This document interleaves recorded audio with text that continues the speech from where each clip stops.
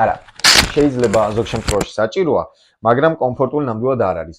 ეს არის კისრის კორსეტი, რომელიც დედაჩემს დაუნიშნეს კომპიუტერთან ხშირად და დიდხან ჯდომის გამო გქონდა ტკივილი მხრისა და ხერხემლისარეში და ექიმა აი ესეთი სპეციალური კორსეტი დაუნიშნა ამ ტკივილების მოსახსნელად.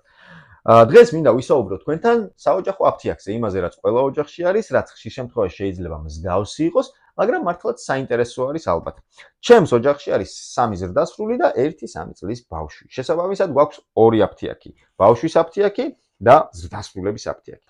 ბავშვის აფთიაქში ისევე როგორც ალბათ ყველასთან, გვაქვს ანტივირუსული წამლები, გვაქვს ყელის ხველის და ყელის ტკივილის სხვადასხვა სიროფები, ასევე გვაქვს გაციების წამლები, გვაქვს ვიტამინები, რა თქმა უნდა, D ვიტამინი, ისევე როგორც ალბათ თითქმის ყველა ბავშვის აფთიაქში გვაქვს ცხვირის წვეთები სპეციალური, გვაქვს სპაზმის მოსახსნელი სპეციალური კაფსულები და კიდევ რამოდენიმე წამალია, რომელიც ასე ვთქვათ, წინა მკურნალობებიდან არის შემორჩენილი. რომ გადავიდეთ ახლა ზრდასრულების აფთიაქზე. პირველ რიგში, რა თქმა უნდა, გვაქვს წნევის საზომი აპარატი, რაც ყველა ქართულ ოჯახში არის, გვაქვს როგორც ტრადიციული, ისევე ესე ვთქვათ, თანამედროვე, ელექტრონული, ის ძალიან კომფორტულია, როდესაც მარტო არის ადამიანი, უფრო პრაქტიკულად შეუძლია წნევის გაზომვა.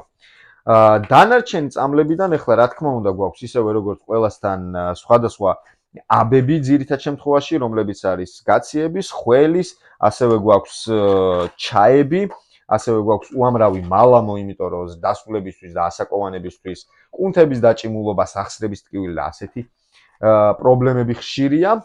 ასევე გვაქვს, რა თქმა უნდა, შპრიცები, თერმომეტრი, რომელიც აუცილებლად უნდა იყოს, თუ შეგვედრიათ ჯერ კიდევ ასეთი ძველმოდური ჩასადები, ეგეც საინტერესოა.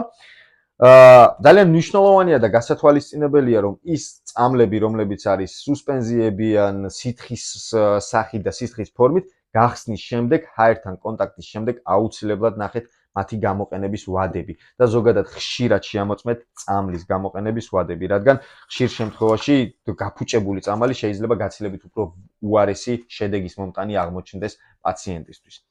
გაგვიზიარეთ თქვენი საოჯახო აფთიაქები, დაგვიკომენტარეთ და დააკომენტარეთ ფოტოები, ვნახოთ, განვიხილოთ ისინი, რა გაკლიათ, რა გაქვთ მაგალითად ზედმეტი ან დიდი ხნის შემორჩენილი, ისევე როგორც ჩვენ ოჯახში მაგალითად აი ეს ნოშპას ძველთა ძველი აბი, რომელშიც რაღაცა ყრია და არავინ არ ვიცით, მაგრამ არ ვაგდებთ რა, იცი როდის გამოგადგება.